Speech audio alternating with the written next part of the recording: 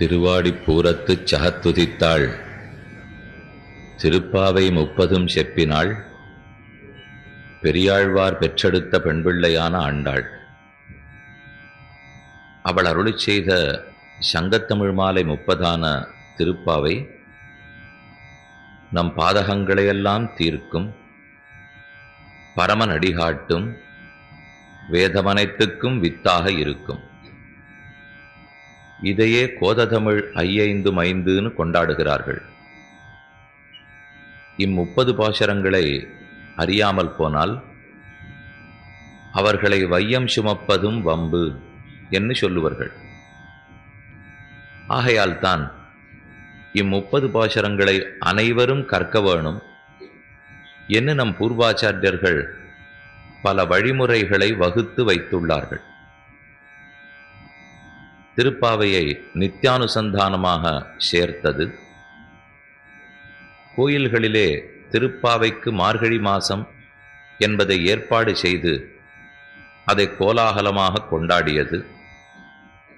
வீதிகள் தோறும் திருப்பாவை பஜனை பண்ணிக்கொண்டு விடியற்காலை வேளையில் வலம் வருவது, ஆங்காங்கு மாசமாக திருப்பாவை சதஸ்ஸுகள் நடத்துவது, திருப்பாவையை சந்த சொல்லி சிறு குழந்தைகளிடத்திலிருந்தே அதை ஒப்பிக்கச் சொல்லி வலியுறுத்தியது. இப்படி எத்தனையோ வழிமுறைகளை நம் பூர்வர்கள் வகுத்துள்ளார்கள். அதனால தான் லோகத்தில் இன்னும் திருப்பாவை மட்டும் இவ்வளவு பிரசித்தமாக உள்ளது. திருச்சந்த விருத்தம் பாடினார்கள். ஓர் பாசுரம் தெரியுமா என்று கேட்டால் தெரியாது. திருச்சந்த விருத்தம்னு ஒரு பிரபந்தம் இருக்கு, திருமழிசையாழ்வார் பாடினார்.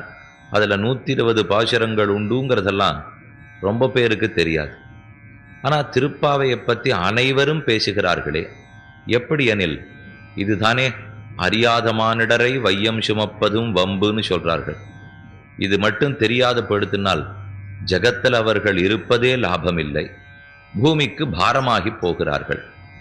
பகவானோ பூமிக்கு பாரமாக ஆறு இருந்தாலும் அவர்களை நீக்கிடுவர். மதுரையில கண்ணன் திருவதாரம் பண்ணுவதே மண்ணான பூமி பிராட்டினுடைய பாரத்தை போக்கினதற்காகத்தான். கம்சாதிகளால் ஏற்பட்ட பாரம், துரியோதனாதிகளால் ஏற்பட்ட பாரம், இவை அத்தனையும் போக்குவதற்குத்தான் வடமதுரையிலே கண்ணன் பிறந்தான். அது அன்று பாரம், அசுரர்களாலே, ராட்சசர்களாலே. ஆனால் இன்றைக்கும் பூமிக்கு பாரம் உண்டு, திருப்பாவை அறியாதவர்களாலே. அப்படி நாம் சிரமம் கொடுக்காமல் அவசியம் 30 பாசுரங்களை தெரிந்து கொள்ள வேண்டும். அது அன்றே மார்கழி நோன்பு நோற்றார்கள் இடைப்பெண்கள். அதை ஆய்ப்பாடியிலே நடந்ததை ஸ்ரீவில்லிபுத்தூரில் இருந்து கொண்டு தான் அனுகாரம் பண்ணி ஆண்டாள் தரிக்கிறாள். அவ்வனுகார முதிர்ச்சியாலே தான் பாவனா பிரகர்ஷமாக திருப்பாவை பாசுரங்களை பாடுகிறாள்.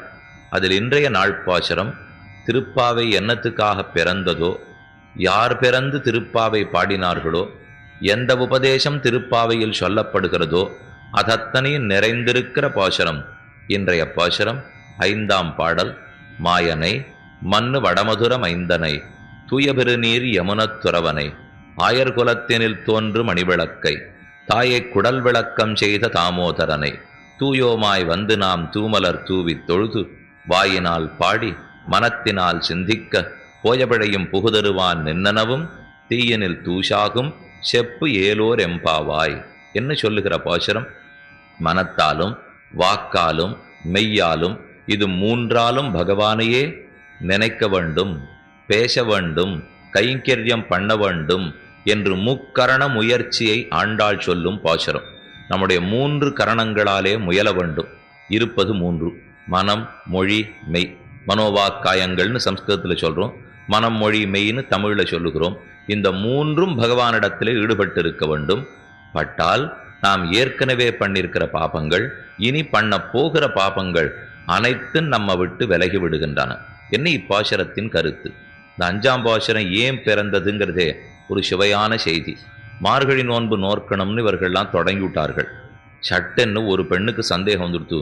வசிஷ்டர் பார்த்து நாள் குறித்து ராமபட்டாபிஷேகம் தொடங்கித்து அதுவே நின்று படுத்து நமக்கு ஒண்ணுமே தெரியாது, இடக்கை ஏது வலக்கை ஏதுன்னு கூட தெரியாது, நாம ஆரம்பிக்கிறது இது நடக்குமோ நிர்விக்னமாக முடியுமோ என்று இந்த பெண்களிலே ஒருத்தி வருத்தப்பட்டாள்.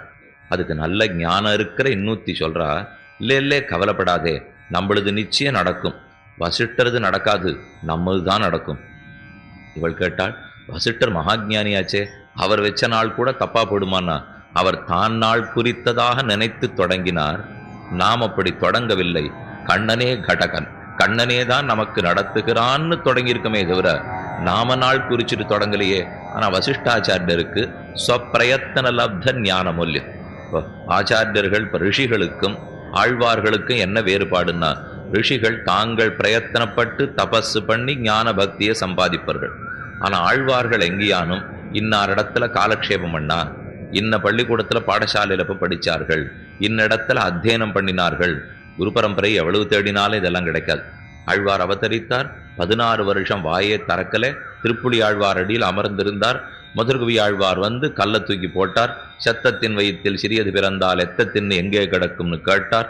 அத்தை தின்னு அங்கே கிடக்குன்னு பதில் கிடைச்சது. பொய் நின்ற ஞானமும் பாட ஆரம்பிச்சுட்டார்.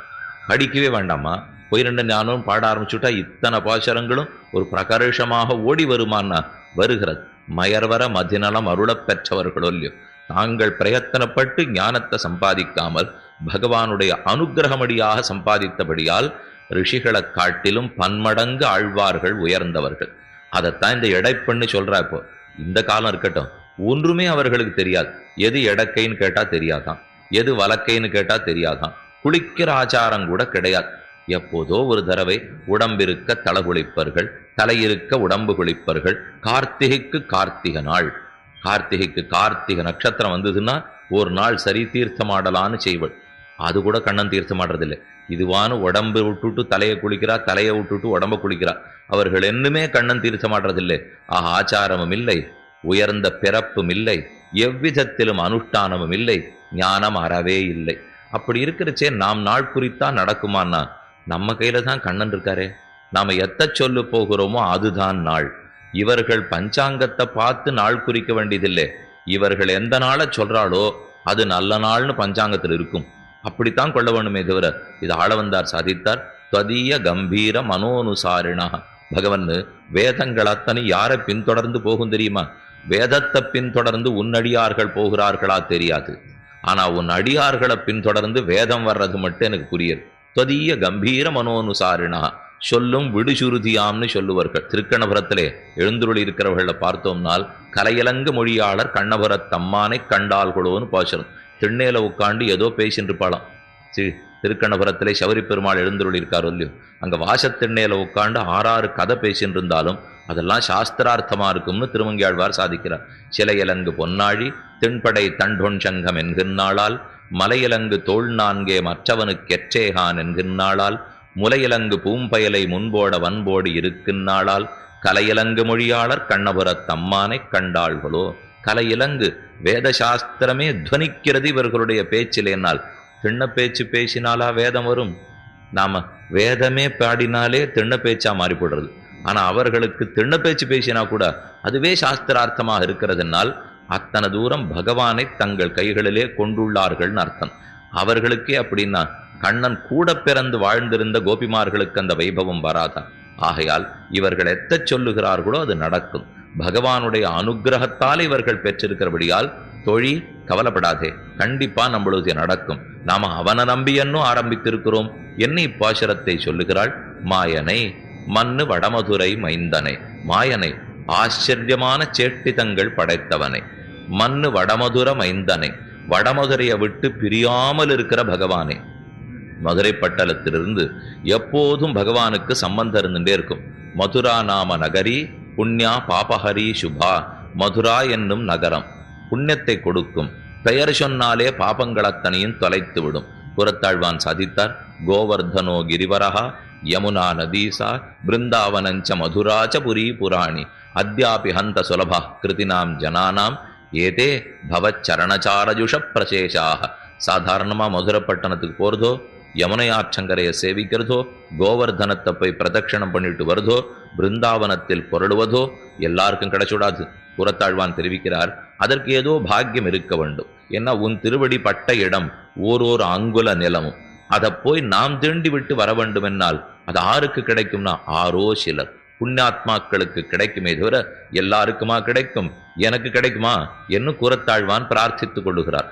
அப்பேற்பட்ட மதுரை பட்டணத்துக்கும் கண்ணனுக்கும் நெடுநாட்களாக தொடர்பு. முதல்ல வாமனாவதாரத்தும் போது இதுதான் ஆசிரமமா இருந்தது. வாமனமூர்த்தி மதுரையிலே ஆசிரமம் பண்ணி அமர்ந்திருந்தார். அதற்கப்புறம் ராமாவதார காலம் வந்தது. இப்போ வாமனாவதாரம்ங்கிறது கிருதயுகம், அடுத்தது திரேதாயுகம். திரேதாயுகத்துல ராமாவதாரத்தின் போது அவருக்கு பிற்பாடு சத்ருகன் ஆழ்வாரை அனுப்பிச்சு வச்சார். உத்தரகாண்ட சரித்திரத்தை பார்த்தோம்னால் சத்ருகனனை அனுப்பி லவணாசுரனை கொன்று மதுரை பட்டணத்தை தான் தலைநகராக கொண்டு ஸ்ரீ சத்ருகனாழ்வான் ஆட்சி புரிந்து வந்தார். அதனால ராமாயணத்திலையும் தொடர்பு கொடுத்துருத்து. இது போராதுன்னுட்டு கண்ணன் அவதாரமே பண்ணிவிட்டார். இதை விட மதுரைக்கு எத்தனை தர சம்பந்தம் ஏற்பட போறது. இன்னைக்கும் ஸ்ரீ கிருஷ்ணகா ஜன்மபூமி போனோம்னா மதுரையிலே செவிச்சுட்டு வந்துடுறோம் இல்லையோ. அதைத்தான் ஆண்டாள் ஆசை விடாமல் சொல்லுகிறாள். மண்ணு வடமதுரை நகர மாட்டேங்கிறானே. இந்த வடமதுரையை விட்டு எந்த அவதாரமா இருந்தாலும் எந்த யுகமாக இருந்தாலும் மதுரையை தொட்டுண்டே தான் செய்கிறார். சில திவ்ய தேசத்துக்காரா பேசுறாள்னு வச்சுங்க, அவளுக்கு எந்த பாட்டை எதுக்காக சொன்னாலும் அது எங்க திவ்யதேசத்து பெருமாளை சொல்றது அப்படின்னு சேர்த்து சொல்லிடுவா. அவள் திவ்யதேசத்துக்கு அந்த பாட்டுங்க இருந்திருக்காது. இப்போ சொல்றதுல தப்பு இல்லை. அவள் திவ்யதேசத்தில் அவளுக்கு அபிமானம் இருக்குன்னு வச்சுங்க. அதுக்குன்னு தேடி பிடிச்சி சில பேர் ஏதோ ஒரு சப்தம் ஏதோ ஒரு மாதிரி வந்திருந்ததுன்னா எங்க பெருமாளை தான் சொல்றது அப்படின்னாலும் இது சொன்னா என்ன ஆயிடும்னா அப்ப நம்ம இஷ்டத்துக்கு பாட்டை வளைச்சிக்கலாம்னு ஒன்று வந்துடும். அது செய்யறது தான் கூடாதே தவிர. மேலும் பெரியவாச்சான் பிள்ளை வியாக்கியானத்துல எந்த திவ்யதேசம்னு சொல்லியிருக்காரோ அதோட நிறுத்தினுட்டோம்னா நல்லா இருக்கும். அதை தாண்டி நாமா இது இதை சொல்லியிருக்கு அதை சொல்லியிருக்குன்னா அப்ப ஆளாளுக்கு எங்களுக்கு தான் சொல்றதுன்னு சொல்ல ஆரம்பிக்கலாம் இல்லையோ. அதுக்கப்புறம் அடையார் கமல தளர்மகள் கேள்வன்னு ராமானுஜன் உத்தந்தாதியில் இருக்கு, அதைத்தான் பாடியிருக்கார் அப்படின்னு சொல்ல ஆரம்பிச்சாலும் ஒருத்தர் ஆரம்பிக்கலாம். இந்த சென்னையிலே தான் பக்கத்துல அடையார் இருக்கு, அடையார் கமல தளர்மகள் கேள்வன்னு அதையா பாடியிருக்காரு. இப்போ இதை போல குதர்க்கத்துக்கெல்லாம் இடமா போடும். ஆக மதுரை பட்டணத்துக்கு ஏத்தன் மண்ணு வடமதுர மைந்தனை தூய பெருநீர் யமுனத்துறவனை ஆயர் குலத்தினில் தோன்றும் அணிவிளக்கை. யமுனை கரையிலேயே அத்தனை கிரீடைகளையும் பகவான் பண்ணினான். தூய பெருநீர் யமுனை, அவன் எப்பவும் இறங்கி வாய்க்கொப்பளித்து ஆடின ஜலமொல்லியோ அதுதான் தூய்மை. தூய பெருநீர் யமுனத்துறவனை ஆயர் குலத்தினில் தோன்றும் அணிவிளக்கை. சூரிய குலத்திலே தோன்றினான் சந்திரனை போல். சூரிய குலத்திலே சந்திரன் எப்படி குளிர்விக்குமோ அதை போலே ராமன் தோன்றினான். அப்ப சூரிய குலத்தில் தோன்றின சந்திரன் ராமச்சந்திரன், சந்திர குலத்திலே தோன்றின சூரியன் கண்ணன் அச்சுத பானுன்னு வச்சுக்க வேண்டியதான். ஏன்னா சந்திர வம்சத்துல கண்ணன் தோன்றினார். ஆனா சூரியனை போல ஒளி கொடுத்தாரோ இல்லையோ, சூரியனை போல துரியோதனாதிகளை தபிக்க செய்தாரோ இல்லையோ. ஆயர் குலத்தினில் தோன்றும் அணி விளக்கு, விளக்கேற்றி வைத்தால் அது தன்னையும் காட்டி கொடுக்கும் பிறரையும் காட்டி கொடுக்கும். அதே போல பகவானும் தன் விஷய ஞானத்தையும் ஏற்படுத்துகிறான், ஆச்சாரிய பாகவத விஷய ஞானத்தையும் ஏற்படுத்துகிறான். ஆயர் குலத்தினில் தோன்றும் அணிவிளக்கை தாயை குடல் விளக்கம் செய்த தாமோதரனை, தாயை யசோதையாகிற தாயை, அல்லது கீழே பார்த்தோம்னால் இந்த பாசுரத்தில் ரெண்டு இருக்கு. தாயை குடல் விளக்கம் செய்த தாமோதரனை, தாயை குடல் விளக்கம் செய்தான் தேவகி என்னும் அந்த பெற்றவள் அவளுடைய வயிற்றுக்கு நல்ல பேர் வரும்படி குடல் விளக்கம் செய்தனால் குடலுக்கு ஏற்றம் பிறக்கும்படி அந்த கர்ப்பத்தில் இருந்ததுனாலே எல்லாரும் கொண்டாடுறாளோ இல்லையோ. என்ன நோன்பு நோற்றாள்களோ இவனை பெற்ற வயிறுடையாள், என்ன நோன்பு நோத்திருப்படோ இப்பேற்பட்ட பிள்ளையை போய் பெற்றிருக்கிறார்களே. ஆறும் தாய் தகப்பனாருக்குள்ளே ஒரு பிள்ளை ரொம்ப நன்னா இருக்கு, ஒரு பொண்ணு ரொம்ப நன்னா இருக்குன்னா தந்தையை சொல்ல மாட்டான், என்னமா பெற்றிருக்கா அப்படின்னு தான் சொல்றாளே தவிர ஆரும் என்னமா பெற்றான்னு அவனை சொல்றதில்லை. அது யார் உட்பட. அதை விஸ்வாமித்திரர் பாட ஆரம்பிக்கச்சே கௌசல்யா சுப்ரஜாராமாங்கிறார். அவர் தசரதை பத்தி வாயே திறக்கலை. ஆண்டாள் பாடச்சே இந்த இடத்துல தாயக்குடல் விளக்கம் செய்த தாமோதரனைங்கிறார். அப்ப பிள்ளைக்கு ஏற்றம் என்னால் அது தாயாலேயே ஒழிய தந்தை பார்த்திருக்கலாம். ஆனா தாய் தானே 10 மாசம் சுமந்து மெய்நொந்து பெற்றாள். அது மட்டும் அந்த தாய்க்கு ஏற்றம் அல்ல, பெற்றவள் தானும் உலக நன்மைக்காக கொடுத்தாளே அதென்ன ஏற்றம். என்ன மதுரப்பட்டணத்துல பெற்றவள் அது என்ன வேணா ஆகட்டும், இந்த மதுரை காராகிரக சிறைச்சாலையோட தான் என் பிள்ளை இருக்கணும், இவன் இக்கரையிலேருந்து தாண்டி யமுனையை தாண்டி அக்கறைக்கு அழைச்சின்னு போக கூடாது அப்படின்னு அந்த தாய் அன்னைக்கு பிடிவாதம் பிடிச்சிருந்தால் ஒன்றுமே நடந்திருக்காது. இந்த 10 நாள் உண்டான அனுபவம் 10 வருஷத்து அனுபவம் கிடைச்சிருக்குமா? கண்ணன் பண்ணி காட்டின அத்தனை சேஷ்டிதங்கள், அவன் பூபாரத்தை நீக்கினது என்ன பெற்றவள் பிரார்த்திச்சுட்டாள்னா மீறி நடக்கிறதுக்கு யாருக்குமே தைரியம் வராது. ஆனா அவ கேட்கலையே. கண்ணன் சொன்னான்னு உடனே அத்தை கேட்டுக்கொண்டு சரி வசுதேவரை அழைத்து கொண்டு போம் என்று பெற்ற அன்னைக்கு ராத்திரி ஒருத்தர் ஊர் நன்மைக்காக கொடுத்து விட வேண்டும் என்னால் அது சாமான்யமான தியாகம் கிடையாது. அதனாலதான் தாயை குடல் விளக்கம் செய்த தாமோதரனை. இந்த தாயை பத்தி சொன்னா அந்த தாயை பத்தி சொல்லாத இருக்கலாமா? தாமோதரனை கண்டது தேவகி அல்லள், தாமோதரனை கண்டது யசோதை. தாயை குடல் விளக்கம் செய்த தாமோதரனை, இவளுக்கு கொடுத்த இன்பத்துக்கு சமமான இன்பத்தை அவளுக்கு கொடுத்தானோ இல்லையோ. தாமோதரனால் கட்டுப்பட்டவன் அர்த்தம். தாமம் தாம்பு கயர், தாம்பு கயற்றாலே கட்டுப்பட்ட எம்பெருமானை, தாயை குடல் விளக்கம் செய்த தாமோதரனை தூயோமாய் வந்து நாம், அவர் தூயவனாக இருக்கிறார். அவர் ஆடிய ஜலம் யமுனை தூயதாக உள்ளது. அவரை ஆண்டும் நாம் தூய்மையுற்றவர்களாக இருக்க வேண்டாமா? தூயோமாய் வந்து நாம் தூமலர் தூவி தொழுது, நாம எந்த புஷ்பத்தை சமர்ப்பிக்க போறோமோ அதுவும் தூய்மை உடையதாக இருக்க வேண்டும். தூமலர் தூவி தொழுது வாயினால் பாடி மனத்தினால் சிந்திக்க, வாயார பகவன் நாமங்களை பாட வேண்டும், மனத்தாலே பகவானை சிந்திக்க வேண்டும்.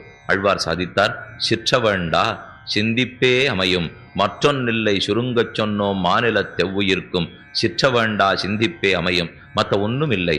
நீங்க எங்கெங்கயோ தேடிண்டு போக வேண்டாம், கஷ்டப்பட்டுத்தான் பகவானை ஆசிரியக்கணும் நினைக்க வேண்டாம். சிற்ற வேண்டா சிந்திப்பே அமையும், நினையுங்கோள் போதும், சிந்திப்பே அமையும், மற்றொன்றில்லை சுருங்கச் சொன்னோம். சாஸ்திரார்த்தம் முழுக்க நான் ஆராய்ஞ்சு இதுதான் தாத்பரியம்னு உங்களுக்கு சொல்றேன், கேட்டுங்கோ. என் ஆழ்வார் சுலபமானத்தை சொல்லுகிறார். நமக்கு ஒரு 10,000 பக்கம் ஒரு புஸ்தகம் இருக்கு, அதை படிச்சுங்கோன்னுட்டா நமக்கு அதில் ஆர்வம் வராது. அதுக்கு ஞானமும் இல்லை, அவ்வளோ தூரம் உனக்கு சக்தியும் கிடையாது, ஸ்ரத்தை இல்லை, பொழுது இல்லை. அதே ஒருத்தர் அதை உட்காண்டு முழுக்க அலசி ஆராய்ஞ்சு இந்த ஒரு பக்கம்தான் இந்த புஸ்தகத்தினுடைய தாத்பரியம் அப்படின்னு நம்மகிட்ட எடுத்து கொடுத்துட்டான்னு வச்சுங்கோ, அதை விட அவர் ஒரு நமக்கு நல்லது பண்ணிட முடியுமா? எவ்வளவு பெரிய உபகாரம் பண்ணியிருப்பார். சாஸ்திரம் அனந்தாவை வேதாகான்னு சொல்லுவார்கள். ஒன்னொன்னுத்துக்கும் எத்தனை சாக்கைகள், ஒன்றில்லை. ஒரு சாமவேதம்னா 1000 சாக்கை, ரிக்வேதம்னா இத்தனை சாக்கை, யஜுர்வேதம்னா இத்தனை சாக்கை. இது இத்தனையும் அலசி அவ்வர்த்தங்களை பகவானாலே அனுகிரகிக்கப்பட்டு ஆழ்வார் தன்னுடைய திருவுள்ளத்திலே தேக்கி ஒரே வார்த்தை சொல்றாரு. இப்போ மற்றொன்றில்லை சுருங்கச் சொன்னோம், வேறொன்னும் சாஸ்திரத்துல நீங்க தேடின்னு போக வேண்டாம். இதோ சித்த வேண்டா சிந்திப்பே அமையும். பகவானை பத்தி நினைக்க சொல்லுவது. யாரை பத்தி நினைக்கணும் நாம கேட்டோம். மாதவன் என்னென்னு ஓதவல்லீரேல் தீதொன்னும் அடையா ஏதம் சாராவே. மாதவன் ஓதுங்கள், எந்த தீதும் வாராது. மாதவன் பேர் சொல்லுவதே ஓத்தின் சுருக்கு. வேதத்தினுடைய சாரமேதுன்னு கேட்டால் மாதவனுடைய திருநாமத்தை சொல்லுவது. சொல்லுங்கோள், ஒரு பக்கத்துல சிந்தியுங்கோள்னு சொன்னார், ஒரு பக்கத்திலே சொல்லுங்கோள்னு சொன்னார். அடுத்து தெரிவிக்கிறார், ஒழிவில் காலமெல்லாம் உடனாய் மன்னி வழிவிலா அடிமை செய்ய வேண்டும் நான். அடிமை செய்யுங்கோள்னு சொல்லிவிட்டார். இப்ப இந்த 3 பாசுரத்தை எடுத்துப்போம். சிந்திப்பே அமையும்னு சொன்னார், மாதவன் பேர் சொல்லுவதே ஓத்தின் சுருக்குன்னு சொன்னார், உடனாய் மன்னி வழிவிலா அடிமை செய்ய வேண்டும்னு சொன்னார். அப்ப மனத்தாலே சிந்திக்க, வாயாலே பாட, மெய்யாலே உழைத்து கைங்கரியம் பண்ண, இந்த 3த்தான் எல்லா ஆழ்வார்களும் சொல்லுகிறார்கள். ஆண்டாள் அந்த மாதிரி 3 ஆழ்வாரா வெவ்வேறு பாசுரத்துல நம்மளை கட்டப்படுத்தவே மாட்டா. பெண்ணோட பேச்சொல்லியோ நறுக்கு தெரித்தாற் போல சுருக்கமா இருக்கும். அதனாலதான் ஒரே பாசுரத்தில் ஒரு வரியில் வாயினால் பாடி மனத்தினால் சிந்திக்க தூமலர் தூவி தொழுது. வாயாலே பாடு, மனத்தாலே சிந்திப்பாய், மலர்கள் கொண்டு தூவி தொழுவாய்ங்கிறத உபதேசித்தது. இந்த கீழே முதல் நாள் அவதாரிக்கையின் போது விண்ணப்பித்தே வராகப் பெருமானிடத்தே பூமி பிராட்டி கேட்டு கொண்ட அர்த்தங்கள் இவை 3 தான். பூமி பிராட்டிக்கு வராகப் பெருமாள் உபதேசித்தார். அதை சொல்லுவதற்கு உபதேசிக்கத்தான் ஆண்டாளாக கீழே அவள் பிறந்தாள். இந்த பாசுரத்துல தான் அந்த அர்த்தம் இருக்கு. அப்ப ஆண்டாள் பூலோகத்துக்கு வந்த பிரயோஜனத்தை நடத்திய பாசுரம் ஏதென்றால் 5ஆம் பாசுரம் தான். வாயினால் பாடி மனத்தினால் சிந்திக்க தூமலர் தூவி தொழுது. தூவி தொழுது பகவானை பற்றி நாம் ஆசிரியிக்கிறோம்.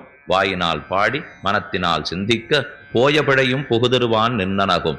நாம் ஏற்கனவே பண்ணிருக்கிற பாபங்கள் போய பிழை, சரணம்னு பகவானிடத்துல போறோம். அன்னைக்கு முன்னாடி பண்ணிருக்கிற பாபங்கள்லாம் போய பிழை, புகுதருவான் நின்னனவும். அதற்கு அப்புறம் பண்ண போறோம், பண்ண போகிற பாபங்கள் ஆகாமி தோஷங்கள். அதத்தனையும் புகுதருவான் நின்னனவும். தீயினில் தூஷாகும், எல்லாம் தீயிலிட்ட பஞ்சு போலே உருமாய்ந்து போய்விடும். பகவன் நாமங்களை சொல்லுங்கள். இந்த இடத்தை பார்த்தா நமக்கு சந்தேகம் வரும். ஏற்கனவே பாபம் பண்ணிருக்கோம் தெரியறது, இனிமேலும் பண்ண போறோம் நிச்சயமா வேற சொல்றாளே, அப்படி கூட பண்ணுவோமான்னா சம்சாரத்துல இருக்கிற அன்னி வரைக்கும் இது விடவே விடாது. என்னதான் சரணாகதி, என்னதான் ஆச்சாரிய சமாசேனம்னா கூட பண்ணிட்டு திரும்பி வர்றதுக்குள்ள சண்டை பண்ணு வந்துருவோம். இப்ப இங்க உட்காந்து நன்னா கேட்டுட்டு இருக்கோம் பாருங்க, 1:30 மணி நேரம், 8:30, 8:45 ஆகும். முடிச்ச உடனே வாசப்படி ஒண்ணுதான். அதனால இது வழியாத்தானே எல்லாரும் போய் ஆகணும். அதற்குள் நான் வச்சிருந்த பாதரட்சையை காணும், ஒன்னுதை நான் போன்ட்டேனா என்னதை நீ போட்டுனுட்டியா, இல்லை ஒருத்தருக்கொத்தர் பிரசாதம் முன்னாடி கிடச்சிதா பின்னாடி கிடச்சிதா, நான் முன்னாடி போயிடணுமா நீ முன்னாடி போயிடணுமா, வண்டி எடுக்கணுமா வேண்டாமா, எல்லா சண்டையும் வாசல்ல வந்ததே. ஆனால் உள்ள ஏதோ கூடியிருந்து குளிர்ந்துன்னு சொல்லிட்டு இருந்தாலே, வெளியேறச்சே ஒன்றும் கூடியும் காணும் குளிரவும் காணும், எல்லாமே ஒரே வெப்பமாக இருக்கேன்னா அது சம்சாரம். சம்சாரம்னு எப்போ நாம் இருக்கோமோ, ஆனால் மெதுவாக இந்த சின்ன கட்டங்கள்லையா இருந்தாலும் நம்ம தாண்டிடணும். ஏதோ பெரிய இந்திரியங்கள் படுத்துறதுங்கிறத தாங்கிற அளவுக்கு நமக்கு சக்தி கிடையாது. ஆழ்வார்களே இந்திரியங்கள் என்ன பண்ணிடுமோன்னு பயப்படச்சே, நம்மால் அதை அடக்கிட முடியாது. அதுக்குன்னு சின்ன சின்ன சண்டை சச்சரவு கொஞ்சம் தாழ்ந்ததா நடந்துக்கிறது, அதெல்லாத்தையுமான தவிர்த்தணும் இல்லையோ. வைஷ்ணவர்கள்னு கேட்டால் எப்படி இருப்பீர்கள் பதில் சொல்லணுமே. ஆங்காங்க இருக்கிற சம்ஸ்தானங்கள்லாம் தாங்க அதுக்குன்னு வழிமுறை ஏற்படுத்தி வச்சுருக்கா, இதன்படி நாம் இருப்போம் அப்படின்னு அவ சொல்லிவிடுறா. இப்போ நம்மிடத்துல அதே மாதிரி வந்து நீங்களும் வைஷ்ணவர்கள்னு சொல்றீங்களே, என்ன உங்களுக்கு அடையாளம், எதை போல நடந்து காட்டுவீர்கள் என்று சொன்னால் சட்டுன்னு சொல்லணும் இல்லையோ. சொல்றதுக்கு இருக்கு, அப்படித்தான் நம்ம பூர்வாச்சாரியர்கள்லாம் நடந்து காட்டியிருக்கா. ஆனால் அதை நாம மனசுல வாங்கிட்டு இருக்கோமா, அடிப்படையா இதன்படி தான் நாம வாழ்வோம்னு சொல்லணும் இல்லையோ. அந்த மாதிரி நிறைய சம்ஸ்தானத்தில் இப்போ வச்சுட்டு இருக்கா, நாங்கள் இந்த 3 கொள்கைகளை கடைப்பிடிப்போம், இந்த அடிப்படை 5 கொள்கைகளை கடைப்பிடிப்போம் அப்படின்னு போட்டுட்டா பாருங்க. நமக்கு அதை போல அல்ல, நிறைய கொள்கைகளை கடைப்பிடிச்சுன்னு தான் இருந்தார்கள், பிடித்து கொண்டு தான் இருக்க வேண்டும். விஷ்ணு புராணத்திலே பராசர மகர்ஷி இன்னான் வைஷ்ணவன் இன்னான் வைஷ்ணவன் இன்னான் வைஷ்ணவன்னுட்டு வரிசா ஒரு அத்தியாயத்தில் தெரிவிக்கிறார். பிள்ளைலோகாச்சாரிய தன்னுடைய ரகசிய கிரந்தங்களிலே இது தானறிந்த ஸ்ரீ வைஷ்ணவத்வம், இவன் தான் வைஷ்ணவன் இவன் தான் வைஷ்ணவன் சொல்லுகிறார். ஆனா அது எவ்வளவு தூரம் பிரச்சாரத்தில் இருக்கு, அது நம்ம மனசுல பட்டுடுத்தா அதன்படி நாம வாழணுங்கிறதுக்கு முயற்சி ஆரம்பிச்சுட்டோமா. நிறைய வருஷமா இப்ப இங்க பல பேர் முகம் அடிக்கடி அடியனும் பார்த்துருக்கேன். எத்தனையோ வருஷமா எல்லாரும் வந்துட்டு தான் இருக்கா, கேட்டுட்டு தான் இருக்கா. அப்போ அடிப்படையில வைஷ்ணவமா எப்படி இருக்கணுமோ அதை நாம கடைப்பிடிச்சுட்டு இருக்குமான்னா, சொல்றவர் உட்பட கேட்பவர் உட்பட அடிக்கடி ஆத்மசோதனம் பண்ணி கொள்ள வேண்டும். இது நாமே அமர்ந்து நிதானமாக இன்னென்னபடி நான் இருக்கேன்னா, கடந்த 3 மாசத்துக்குள்ள இதை மீறி எப்பப்ப நடந்திருக்கேன், அதை அடுத்த 3 மாசம் எப்படி மீறாமல் இருந்திருப்பேன், இதை கொஞ்சமான யோசிக்க வேண்டும். இல்லைன்னா கோவிலுக்கு வந்தோம், கோட்டிக்கு வந்தோம், சக்கர பொங்கல் வாழ்ந்தோம், பொங்கல் வாழ்ந்தோன்னு முடிஞ்சு போயிடுமே தவிர மேற்கொண்டு நாம வாழறதுக்கு வழியே கிடைச்சிருக்காது. அதனால அப்படி இல்லாமல் நாமும் பகவான் சொல்லியிருக்கிறபடி பூர்வாச்சாரியர்கள் வாழ்ந்தபடி வாழ வேண்டும். அப்படி வாழ்ந்துட்டால் இந்த கீழே இருக்கிற கட்டங்கள்லாம் தாண்டிட்டா கூட எப்படியும் சம்சாரத்தில் இருக்கிற வரைக்கும் சில பாபங்கள் வரத்தான் வரும், அதை தவிர்த்திட முடியாது. அதைத்தான் புகுதருவான் என்னனவும் ஆண்டாள் தெரிவிக்கிறாள். ஆண்டாள் சொன்ன வரப்போகிற பாப்பங்கள்ங்கிற குழுக்குள்ளே நாம சின்ன சின்னதா திருட்டு பண்ணிட்டு இருக்கோம், பொய் சொல்லிட்டு இருக்கோம், ஊரை ஏமாத்தின்னு இருக்கோம், அதெல்லாம் சேர்ந்ததில்லை. அவ சொல்லியிருக்கிற பாப்பம் ஏதோ வேற வழியே அற்று நமக்கு பாப்பங்கள் வந்துடுற சொல்லியோ, அதைத்தான் பகவான் போக்குகிறான்னு சொல்லுகிறாள். சிறு சிறு பாப்பங்களை நாம் தான் முயற்சி எடுத்து தடுக்க வேண்டும். போய பிழையுன் புகுதருவான் என்னனவும் தீயினில் தூஷாகும், மாயனை தாமோதரனை செப்பு தாமோதரனுடைய திருநாமத்தை சொல், அனைத்து பாபங்களும் தீயிலிட்ட பஞ்சு போலே உருமாய்ந்து போய்விடும் என்று மாயனை பாசுரத்தில் தெரிவிக்கிறாள். அப்ப ஒருத்திக்கு ஏற்பட்ட சந்தேகத்துக்கு மற்றொருத்தி சமாதானம் சொல்லும் பாசுரம் இப்பாசுரம். இதற்கு முன் பாசுரத்திலே பர்ஜன்ய தேவன் ஆண்டாளுக்கு கைங்கரியம் பண்ணணும்னு பிரார்த்தித்தார், மழைக்கடவுள். ஏன்னா ஆண்டாள் மார்கழி நோன்பு நோக்க ஆரம்பிச்சிருக்கா. இப்படிப்பட்ட பக்தர்களுக்கு நாமும் ஒரு கிஞ்சித்காரம் செய்ய வேண்டும், ஒரு சிறு உதவியானும் செய்ய வேணும்னு ஆசை கொண்டு வருணதேவன் வந்து நின்னான். ஆண்டாள் ஆணையிடுகிறாள், ஆழி மடைக்கண்ணா ஒன்னு நீ கைகரவேல், ஒன்னும் கையில மிச்சம் வச்சுக்காம எங்களுக்கு கொடுத்துரும், ஒன்று நீ கைகரவேல், ஆழியுள் புக்கு முகர்ந்து கொடு ஆர்த்து ஏறி, நன்னா சமுத்திரத்துக்குள்ள போ, உட்புக்கு மேலெழுந்த வாரியா ஜலத்தை முகர்ந்து போடாதே, ஆழி உள்புக்கு முகர்ந்து கொடு, மொத்தத்தையும் எடுத்துனு ஜலத்தை எல்லாம் இழுத்து கொண்டு ஆர்த்து ஏறி, ஆர்த்துன்னா சத்தம் போட்டுண்டு, ஏறின்னா ஆகாசத்துக்கு மேல ஏறி. வெக்காத்த தெரிவித்தார், சத்தம் இல்லாமல்லாம் ஏறாதே, அதுல எங்களுக்கு திருப்தியே இல்லை, ஏறாம கீழே இருந்து கொட்டிட்டு போயிடாதே, ஆகாசத்தளவும் ஏறு. ஆர்த்து என்றால் ஆகாசத்துல சத்தம் போட்டுண்டு குடு குடு குடுன்னு இடி இடிக்கிறது சொல்லு, இடி இடித்து மழை மேகம் பொழிந்தால் அதுலதான் ஆருக்குமே ஆனந்தம். இடியே லேசோன்னு கொட்டிகிட்டே இருந்ததுன்னா அது அவ்வளவு தூரம் மழை பெஞ்சுதா அப்படின்னு கேட்டுக்கிறாப்புல இருக்கும். இடி இடிக்கிறது மின்னல் வெட்டுறதுனாலே சின்ன பிள்ளையிலேருந்து வயசானது வரைக்கும் போய் நனைஞ்சிட்டு வருவோங்கிறாடோ இல்லையோ, அதை போல் ஆண்டாளுப்பா ஆர்த்து ஏறி ஊழி முதல்வன் உருவம் போல் மெய்கருத்து. ஆர்க்க வேணும்னு சொல்லும்போது வியாக்கியாதா தெரிவித்தார், நீ ஏதோ நாராயணன் இராமடமூட்டுவாரை போலே ரட்சிக்கிறானே அப்படி ரட்சிக்காதே, ஆர்த்து ஏறி என்ன சொல்லுகிறார் இப்போ? நாராயணன் ரட்சிக்கிறா போல நீ ரட்சிக்க கூடாது, ஆனால் கண்ணனும் ராமனும் ரட்சிக்கிறா போலே நீ ரட்சிப்பாய். ரெண்டு பேரும் ஒண்ணுதானே நமக்கு தோணும். ஆனா வியாக்கியானம் என்னமோ சொல்றாருன்னு தெரியுது. நாராயணன் எப்படி ரட்சிப்பர் என்னால் அந்தர்யாமியாக இருந்து கொண்டு நம்ம ரட்சிக்கிறார். அவர் நம் கண் முன்னாடி வந்துடுறதில்லை, நமக்கு உள்ளே உரைகிறார். ஏனெனில் இவன் எப்போது நமக்கு வாய்ப்பு கொடுப்பன் இவனை ரட்சிக்கலாம்னு காத்து கொண்டு இருக்கிறாராம். அந்தர்யாமிங்கிறது பகவானுடைய ஒரு நிலை. பரரூபம் வைகுண்டம், வியூகரூபம் பார்க்கடல், விபவம் ராமகிருஷ்ணாத் அவதாரங்கள், அர்ச்சை விக்கிரக ரூபம். இந்த நாளும் தெரியும். இது நடுவிலே அந்தர்யாமி நமக்கு உள்ளே இருக்கிறார் இல்லையோ. உள்ளுவார் உள்ளித்தெல்லாம் உடனிருந்தருதியன்னு வெள்கிப்போய் என்னுள்ளே நான் வெலவரச் சிரித்திட்டேனே என்று தொண்டரடிப்புடியாழ்வார் சாதிக்கிறார். எல்லாருக்குள்ளும் இருக்கிறார். திருமாலிருஞ்சோலமலை என்னேனென்ன திருமால் வந்து என் நெஞ்சு நிறைய புகுந்தான், குருமாமணி உந்தி புனல் பொன்னித் தென்பால் திருமால் சென்னு சேர்விடன் தெந்திருப்பேரே என்ன ஆழ்வார் சாதிக்கிறார். திருமாலிருஞ்சோலமலைன்னு ஒரு வார்த்தை சொன்னே, ஓடி வந்து திருமால் என் நெஞ்சு நிறைய புகுந்தான். அனைத்து ஜீவராசிகளுக்குள்ளும் வியாபித்து அந்தராத்மாவாய் அந்தர்யாமியாய் பகவான் எழுந்தருளி இருக்கிறார். அது நமக்குள்ள இருக்கிற தன்மை, யாரும் பார்த்துட முடியாது. திருமழிசி ஆழ்வார் ஒத்தர் பார்த்தார். அவ்வாழ்வார பல பேர் அவமரியாதை பண்ணிண்டே இருந்தா. கும்பகோணம் ஆறாவது பெருமான சேவிக்கணும்னு போனார். போற வழியிலேயே ஆரவாளுக்கு அக்ர பூஜை கொடுக்கணும்னு சில பேர் சொன்னா, கொடுக்கவே கூடாது, இவர் எங்கோ பிறந்து எங்கோ வளர்ந்தவர், பெரம்பருத்து ஜீவிக்கிறவன் தான் திருவாளன் இவரை வளர்த்திருக்கா, அதனால அவருக்கு அந்த யோகியத்தையெல்லாம் இல்லை என்று பல பேர் தடுத்தார்கள். நல்ல வேளை பெரும்புலியூர் அடிகள்னு ஒருத்தர் இருந்தார். அவர் தான் முன்னு வந்து எதே போல தர்மபுத்திரன் ராஜசூய யாகம் பண்ணும்போது கண்ணனுக்கு அக்ர பூஜை கொடுக்கணும்னு பேசினார்கள். கூடாதுன்னு சிசுபாலன் முதலானோர் தடுத்தார்கள். அப்ப பீஷ்மாச்சாரியர் ரொம்ப தாழ்ந்த குரல்லே சொன்னா யாருக்கானு கேட்டுடுமோங்கிற குரல்லே, இல்ல இல்ல கண்ணனுக்கு தான் கொடுக்கணும் அப்படின்னு ரொம்ப மெதுவா சொன்னார். மேல இருந்த தேவர்களுக்கு ஒரே கோபம், இப்பேற்பட்டவர் அழுத்தி சொல்ல மாட்டாரா ஆருக்கு என்ன கொடுக்கணும்னுட்டு, இப்படி போய் பண்றாரேன்னு வருத்தப்பட்டார்கள். அப்ப கடைசி பிள்ளை பஞ்சபாண்டவர்களுக்குள்ளே சகதேவன் கடைக்குட்டி ஒல்லியோ, அவனு சொன்னான், கண்ணனை தவிர மத்துருத்தனுக்கு அக்ரபூஜை கொடுத்தால் அவனை என் இடது காலாலே எட்டி உதைப்பேன்னா. ஆகாசத்திலேருந்து தேவர்கள்லாம் பூ மாறி பொழிஞ்சாலும் பெரியவாச்சந்திர சாதித்தார். அதுல ஒரு பூ கூட பீஷ்மர் தல்ல விழலேன்னு எழுதினார். எல்லா பூவும் சகதேவன் தலையில தான் விழுந்ததே தவிர அவர் சொல்றவர் வசந்த குரல்ல சொல்ல மாட்டாரா. இதுல என்ன இப்ப சந்தேகம்? நாமே நம்முடைய மதம் இது, நம்ம பகவான் இவர் செய்தது சரி என்று சொல்லும் போது அவர் அப்படி கேட்கிறாரே, இவ இப்படி கேட்கிறாளே, ஏன் 16,000 பேரை கண்ணன் கல்யாணம் பண்ணிட்டார்னு கேட்கிறாளே, ஏன் திருடினான்னு கேட்கிறாளேன்னா உறுதி முதல்ல நமக்கு வரணும். வந்த பிற்பாடு தான் மற்றொருத்தர் இடத்துல சொல்ல முடியும். இது குற்றம் அது குற்றம்னு ஆங்காங்கு பார்த்துட்டுனா இப்போ எங்க பார்த்தாலும் துண்டு பிரசுரம் கொடுத்துட்றான். நம்ம ஏதோ கார்த்தால ஒரு மணி நேரம் நடந்துட்டு வருவோம் அப்படின்னு எங்கேயானு போறதுக்குள்ள 10 காகிதம் கையில இருக்கு. இதுல என்னதான் போட்டிருக்காள்னு பார்த்தா எல்லாம் வசவு. பகவான் இப்படி பண்றது இல்லை, அது இல்லை, அது இல்லை, நீங்க சொல்றதெல்லாம் தப்பு, இதெல்லாம் நிற்கவே நிற்காதுன்னு பிரச்சாரம் பண்ண ஆரம்பிக்கிறாளோ இல்லையோ. இந்த பிரச்சாரம் பண்ணி ஏன் மனசு மாறுறது? நம்ம மனசு உறுதியா இல்லையோ. மாயையா அபகிருத ஜானாகான்னு கண்ணன் தெரிவிக்கிறான். யாரானு பேசினா எத்த தின்னா பித்தம் தெளியும்னு ஓடுறே அர்ஜுனா. அன்னிலேருந்து இன்னி வரைக்கும் நான் எழுதி வச்சிருக்கேனோ இல்லையோ. காலம் தொடங்கின காலம் சொல்ல முடியாத சம்பிரதாயத்தை விட்டுட்டு எல்லாத்துக்கும் தேதி இருக்கிற மதங்களை பற்றி கொண்டா நாம் போக போகிறோம். இதுக்கு தேதி கிடையாது. வேதங்கள் அனாதி அபௌருஷேயம். 1000 லட்சமா 10,000 10 லட்சமா அத்தனை காலமா இதுவும் இருந்துட்டு தானே இருக்கு.